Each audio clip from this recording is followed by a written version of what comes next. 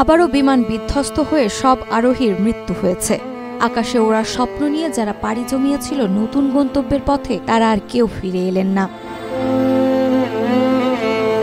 রাশিয়ার দূরপ্রাচ্যে একটি যাত্রীবাহী বিমান বিধ্বস্ত হয়ে ভয়াবহ প্রাণহানির ঘটনা ঘটেছে। সাইবেরিয়া ভিত্তিক আঙ্কারা এয়ারলাইন্স পরিচালিত আন্টোনভ 24 বা AN-24 মডেলের বিমানটিতে থাকা 49 আরোহী নিহত হয়েছেন। নিহতদের মধ্যে 5 শিশুসহ 43 জন যাত্রী এবং 6 জন ক্রু ছিলেন।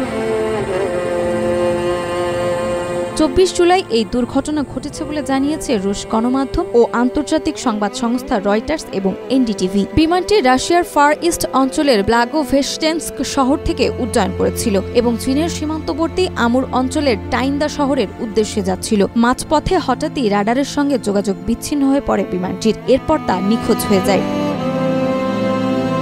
অনুসন্ধান তৎপরতার এক পর্যায়ে আমুর অঞ্চলের একটি দুর্গম বনাঞ্চলে বিধ্বস্ত বিমানটির ধ্বংসাবশেষ খুঁজে পাওয়া যায়। সেখানকার ফিউসেলাজে এখনও আগুন জ্বলছে বলে জানিয়েছেন কর্মকর্তারা। রাশিয়ার রাষ্ট্রীয় সম্প্রচার মাধ্যম RT দুর্ঘটনার পর একটি 8 সেকেন্ডের ভিডিও প্রকাশ করে, যেখানে গভীর জঙ্গলের মধ্যে ধোঁয়ায় মোড়া বিমানের ধ্বংসাবশেষ দেখা যায়।